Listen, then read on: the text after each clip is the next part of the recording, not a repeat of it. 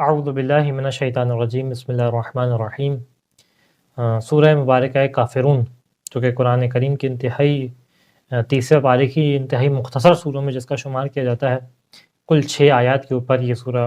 منحصر ہے اور مکے کے اندر جو ہے وہ مکی زندگی کے اندر یہ نازل ہوئی، جیسا کہ اس کے شان نزول کو جب بیان کیا جائے گا تو واضح ہو جائے گا۔ اس سے پہلے کہ سورہ کی تفسیر کے مطالب کے اوپر آئیں، اس سورہ کے پڑھنے کے فوائد اور اس کا ثواب۔ روایت چھٹے امام جعفر صادق علیہ السلام سے بیان کرتے ہیں کہ کان ابی، یعنی چھٹے امام بیان کریں کہ میرے والد یعنی 5ویں امام کہا کرتے تھے، یقول کہ قل هو اللہ احد ثلث القرآن وقل یا ایھا الکافرون ربع القرآن، کہ قل هو اللہ احد قرآن کا جو ہے وہ ایک تیسرا حصہ ہے، یعنی گویا اس کو پڑھنے کا اتنا ہی ثواب ہے جتنا ثلث قرآن کو پڑھنے کا ثواب ہے، اور قل یا ایھا الکافرون قرآن کا چوتھائی حصہ، یعنی اس کو پڑھنے کا اتنا ثواب ہے کہ جیسے قرآن جو ہے وہ ایک ربع قرآن، ایک چوتھائی حصہ قرآن کا آپ نے پڑھ لیا۔ تو ویسے تو سورہ انتہائی مختصر ہے لیکن ثواب کے حساب سے انتہائی بلند ہے۔ اسی طریقے سے روایت ہے چھٹے امام جعفر صادق علیہ السلام سے ہی بیان کرتے ہیں کہ من قرأ قل یا ایھا الکافرون وقل هو اللہ احد، جو ہے وہ سورہ مبارکہ کافرون اور سورہ مبارکہ توحید کی تلاوت کرے، کس موقع پہ؟ فی فریضۃ من الفرائض، کہ جب یہ واجب نماز پڑھ رہا ہو اس کے اندر اس کی تلاوت کرے، تو نتیجہ کیا ہوگا؟ غفر لہ ولوالدیہ وما ولدا، خدا اس کے گناہوں کو بھی معاف کر دے گا، اس کے والدین کے گناہوں کو بھی معاف کر دے گا، اس کی اولاد کے گناہوں کو بھی معاف کر دے گا، اس سورہ کو، ان دو سورہوں کو پڑھنے کی وجہ سے۔ وَإِن كَانَ شَقِيًّا مُحْيَا مِن دیوان الاشقیاء، اور اگر یہ شقی ہوگا اور اشقیاء میں سے ہوگا تو خدا اس کا نام دیوان اشقیاء سے مٹا دے گا۔ وَأَثْبَتَ فِي دیوان السُعَداء، اور وہاں سے مٹا کے خدا اس کا نام جو ہے وہ سعادت مند لوگوں کے دیوان میں لکھ دے گا، اس مقام پہ جہاں پہ تمام یہ فہرست ہے ناموں کی، ان افراد میں لکھ دے گا۔ وَأَحْيَا اللَّهُ سَعِيدًا وَأَمَاتَهُ شَهِيدًا وَبَعَثَهُ شَهِيدًا، ثواب یہ ہوگا کہ خدا جو ہے وہ اس کو زندہ بھی سعادت کے ساتھ رکھے گا، اس کی موت شہادت کے ساتھ ہوگی، اور جب قیامت کے دن اٹھایا جائے گا تو بھی شہیدوں کے ساتھ اس کو اٹھایا جائے گا۔ یہ جو ہے وہ اس کا انتہائی بہترین ثواب۔ اور بھی کئی روایات ہیں جو اس کے ثواب کے اوپر بیان کرتی ہیں، کئی روایات ہیں، انسان کو چاہیے کہ ان روایت کا مطالعہ کرے، تمام جو ہے وہ اس مختصر سی ویڈیو میں آپ کے سامنے پیش نہیں کر سکتے۔ شان نزول میں بیان کیا جاتا ہے، اس کے مفسرین بیان کرتے ہیں کہ مکے کے اندر اللہ کے رسول کے پاس کافرین کی ایک جماعت آئی، اور گویا جس طریقے سے جب انہوں نے دیکھا کہ اللہ کے رسول جو ہیں وہ نہ ڈرانے سے رک رہے ہیں، نہ دھمکانے سے رک رہے ہیں، نہ لالچ دینے سے رک رہے ہیں، تو کسی حد تک تو کہیں پہ کمپرومائز کیا جائے ان کے ساتھ۔ کہا کہ 1 سال کے لیے جو ہے وہ ہم آپ کے خداؤں کی عبادت کریں گے، اور 1 سال جو ہے وہ آپ ہمارے خداؤں کی عبادت کریے گا، پھر 1 سال ہم کریں گے، پھر 1 سال آپ کریے گا، اس طریقے سے۔ اور اس کے بعد اگر آپ کو سمجھ میں آئے کہ ہمارے خدا بہتر ہیں تو ہمارے پاس آ جائیے گا، ہمیں سمجھ میں آئے آپ کے خدا بہتر ہیں تو ہم آپ کے پاس آ جائیں گے، یعنی تھوڑا سا آپ کمپرومائز کر لیں اور تھوڑا سا ہم کمپرومائز کر لیتے ہیں، اس طریقے سے جو ہے وہ مل کے ہم بھی رہ سکیں خوشی خوشی اور آپ بھی رہ سکیں۔ تو اللہ کے رسول نے کہا کہ میں اس سے پناہ مانگتا ہوں کہ میں اس کی عبادت میں کسی کو اس کا شریک قرار دوں، اور میں اس کا کسی کو شریک قرار دوں، میں پناہ مانگتا ہوں خدا سے۔ اچھا، کہا یہ نہیں مانتے تو کم از کم اتنا مان جائیے کہ ہمارے خداؤں کو برا بھلا کہنا چھوڑ دیجئے، برا بھلا نہ کہیں ہمارے خداؤں کو۔ آپ جو ہے وہ کچھ ہی حد تک صحیح عبادت نہ کریں، لیکن ایک تبرک کی حیثیت دے دیں ہمارے خداؤں کو، تھوڑا سا بابرکت سمجھ لیں ان کو، ان سے تھوڑی برکت جو ہے وہ ان کو تھوڑا احترام دے دیا کریں، عبادت نہ کریں لیکن تھوڑا سا جو ہے وہ لہجے میں نرمی لے کے آ جائے ہمارے خداؤں کے لیے۔ یہ گفتگو ہوئی، کہا کہ میں جو ہوں وہ اپنے رب کے حکم کا منتظر ہوں، اور فوراً جو ہے وہ سورہ مبارکہ کافرون نازل ہو گئی۔ قل یا ایھا الکافرون، کہ حبیب کہہ دیجئے کافرین سے کہ لا اعبد ما تعبدون، جس کی عبادت تم کرتے ہو، کر رہے ہو، میں اس کی عبادت نہیں کروں گا۔ ولا انتم عابدون ما اعبد، اور نہ تم اس کی عبادت کرو گے کہ جس کی عبادت میں کرتا ہوں،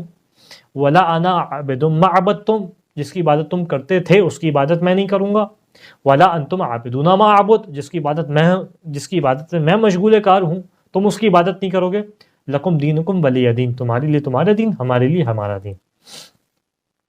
اب یہاں پہ اس سورہ کو پڑھ کے، اس کی شان نزول کو پڑھ کے احساس ہوتا ہے یہ کفار کی مینٹیلٹی کو بیان کرتا ہے، اور ایک نفسیاتی قاعدہ ہے کہ ہر شخص دوسرے کے لیے ویسے ہی سوچتا ہے جیسے وہ خود سوچتا ہے اور جیسے اس کے خود کے اپنے افعال ہوتے ہیں۔ اگر ایک شخص چور ہوگا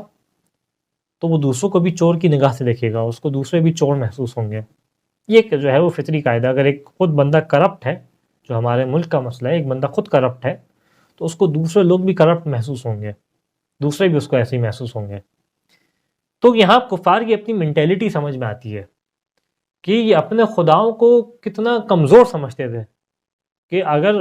ایک سامنے بندہ مزاحمت کر رہا ہے تو کوئی بات نہیں، اپنے خدا پہ کمپرومائز کر لیتے ہیں،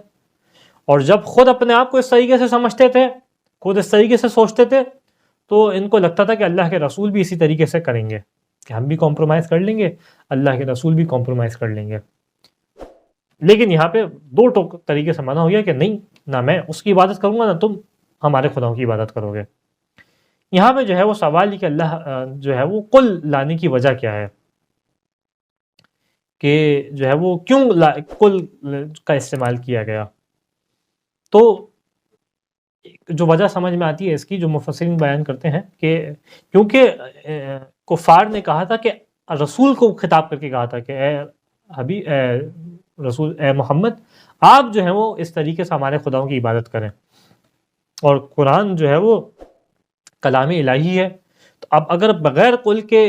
شروع ہوتا تو وہ اس طریقے سے ہوتا کہ اے کفارو، میں تمہارے خداؤں کی عبادت نہیں کروں گا اور تم میرے خداؤں کی عبادت نہیں کرو گے۔ تو اب وہ خدا کہہ رہے کہ جو ہے وہ میں تمہارے خداؤں کی عبادت نہیں کروں گا، اور خدا جو ہے وہ یہ کہہ رہے کہ میں جس کی عبادت کرتا ہوں تم اس کی عبادت نہیں کرو گے، تو یہ جو ہے وہ معنی نہیں بنتا، لہذا قل لایا گیا تاکہ جو ہے وہ یہ ہو سکے کہ لہجہ کہلوا خدا رہے لیکن الفاظ محمد کے ہیں، کہلوا خدا رہے الفاظ خدا کے ہیں، لیکن جو ہے وہ بات رسول کی جانب سے، اے حبیب آپ کہہ دیجئے کہ تم اس کی عبادت نہیں کرو گے جس کی میں عبادت کرتا ہوں، اور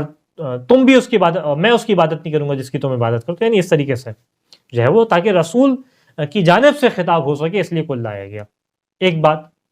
دوسری بات یہاں پہ یہ کہ اگر مثال کے طور پہ میں آپ کو کہوں کہ جا کے جو ہے وہ زید کو جا کے کہہ دیں کہ پانی بھر لے، اب جو ہے وہ میں نے آپ سے کہا، آپ جا کے زید کو کیا کہیں گے کہ پانی بھر لو، یہ نہیں کہیں گے کہ جو ہے وہ مصطفیٰ نے مجھے کہا کہ جا کے جو ہے وہ پانی بھر لو، اس انداز سے نہیں کہیں گے۔ یہاں پہ جو ہے وہ رسول خدا کی امانت داری دکھائی دیتی ہے کہ جبرائیل رسول کے پاس نازل ہوئے، رسول سے کہا کہ اللہ کہتا ہے قل یا ایھا الکافرون، تو جیسے آیات الہی جبرائیل لے کے نازل ہوئے تھے بالکل اسی انداز سے ان آیات کو جو ہے وہ اللہ کے رسول نے بغیر حرف کو آگے پیچھے کیے اس انداز سے سنایا، بالکل جیسے جبرائیل لے کے نازل ہوئے تھے کہ قل یا ایھا الکافرون، اے حبیب کہہ دیجئے کہ میں جو ہے وہ، اے کافرو، لا اعبد ما تعبدون، میں اس کی عبادت نہیں کروں گا جس کی عبادت تم کرتے ہو۔ ایک یہ جو ہے وہ دو وجہ پیش کی۔ اس کے بعد یہاں پہ سوال کہ آپ نے بھی ترجمے میں محسوس کیا ہوگا کہ ایک دفعہ پہلے کہتا ہے لا اعبد ما تعبدون، میں اس کی عبادت نہیں کروں گا جس کی عبادت تم کرتے ہو، پھر کہا کہ ولا انتم عابدون ما اعبد، اور تم اس کی عبادت نہیں کرنے والے جس کی عبادت میں کرنے والا ہوں، پھر کہا کہ لا ولا انا اعبد ما عبدتم، جس کی عبادت جو ہے وہ تم کرتے ہو میں عبادت نہیں کروں گا، ولا انتم عابدون ما اعبد، جس کی عبادت میں کرتا ہوں تم نہیں کرو گے۔ تو ایک ہی دفعہ کہہ دیتا خدا، یہ بار بار تکرار کیوں کر رہا ہے؟ یعنی قرآن کو تو ہم کہتے ہیں کہ بہترین کلام ہے، تو اب جو ہے وہ فصاحت و بلاغت کے اعتبار سے اپنی بلندی پہ ہے، اور جو ہے وہ فصاحت و بلاغت کے اعتبار سے بہترین کتاب ہے، تو اب تو فصاحت و بلاغت تو دور کی بات ہے، تو معقول کلام بھی ایسا نہیں ہے، ایک معقول آدمی جو فصیح و بلیغ نہ بھی ہو وہ بھی ایسا کلام نہیں کہتا، تو اس طریقے سے تکرار کیوں ہے؟ یہ اشکال جو ہے پیش کیا جاتا ہے۔ اس کی مختلف جو ہے وہ وجوہات ہیں تکرار کی جو پیش کی۔ پہلی وجہ کہ تکرار جو ہے وہ تاکید کے اوپر ہوتا ہے، یعنی تکرار وہاں پہ آتا ہے جہاں پہ تاکید پیدا کرنی ہو جملے کے اندر، جس طریقے سے میں آپ کو جو ہے وہ کوئی بات حکم دوں اور بار بار اس کی تکرار کروں، یعنی تاکید پیدا کر رہا ہوں، جس طریقے سے سورہ رحمان میں دکھائی دیتا ہے ہر ایک آیت کے بعد فَبِأَيِّ آلَاءِ رَبِّكُمَا تُكَذِّبَانِ فَبِأَيِّ آلَاءِ رَبِّكُمَا تُكَذِّبَانِ، کون کون سی اپنے رب کی نعمتوں کو جھٹلاؤ گے، یعنی بات کے اندر جو ہے وہ وزن اور تاکید پیدا کی جا رہی ہے، ایک یہ بات۔ دوسرا جو معنی مفسرین نے یہاں پہ کیا ہے کہ پہلی آیت کہہ رہی ہے کہ لا اعبد ما تعبدون، اور جبکہ دوسری آیت کہتی ہے کہ دوسری دفعہ جب تکرار ہوتی ہے تو کہا جاتا ہے ولا انا عابد ما عبدتم۔ تو پہلی آیت جو ہے وہ استقبال کی نفی کر رہی ہے، یعنی یہ بیان کر رہی ہے کہ آئندہ آنے والے زمانے میں اس کی عبادت نہیں کروں گا جس کی عبادت تم کرتے ہو، اور آئندہ آنے والے زمانے میں تم اس کی عبادت نہیں کرو گے جس کی عبادت میں کرتا ہوں۔ اور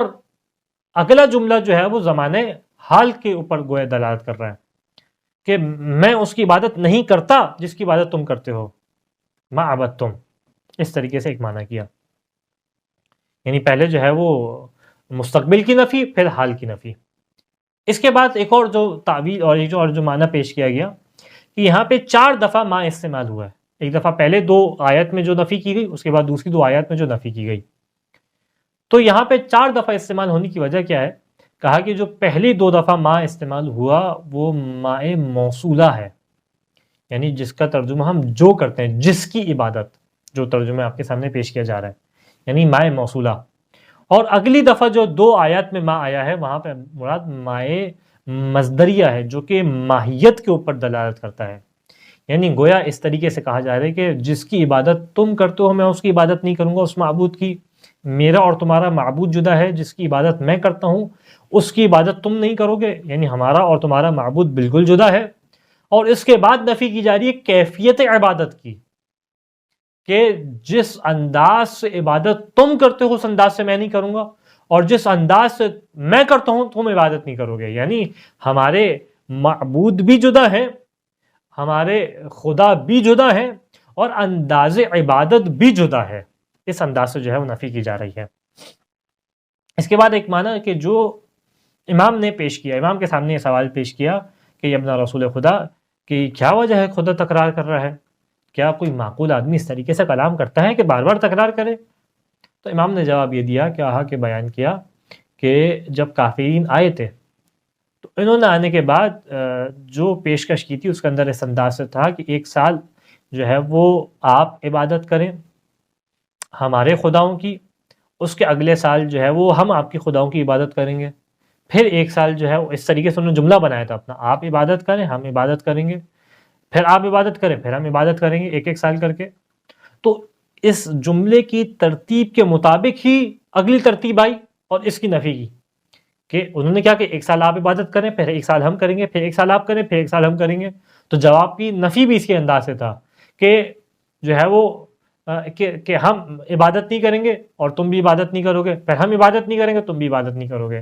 یعنی جس انداز سے کفار نے کہا اس انداز سے جو ہے وہ آیت نفی کر دی ہے، امام نے اس انداز سے بیان کیا۔ اور اس کے بعد امام بیان کرتے ہیں کہ یہ جو بات ہے یہ کوئی ایک ایسی بات ہے، ایک ایسا کلام ہے کہ ھذا حملتہ العبل من الحجاز، کہ یہ وہ کوئی معمولی بات نہ سمجھنا، یہ وہ بات ہے کہ جو گویا امامت سے ہی پہنچ سکتی ہے، غیر امام سے تم تک نہیں پہنچے گی۔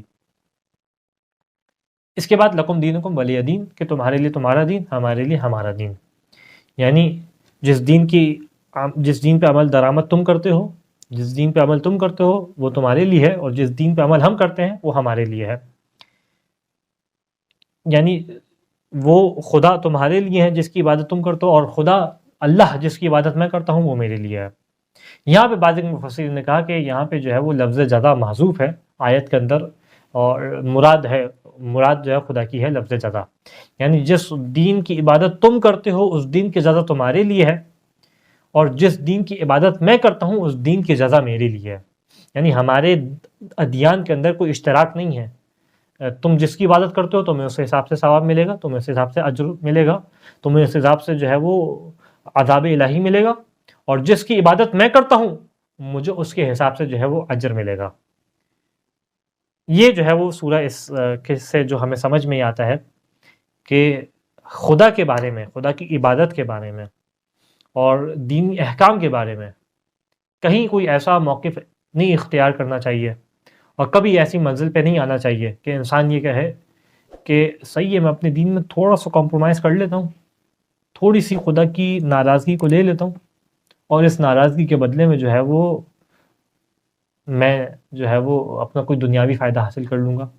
کسی ایسے بندے سے قریب ہو جاؤں گا خدا کو ماننے والا نہیں ہے۔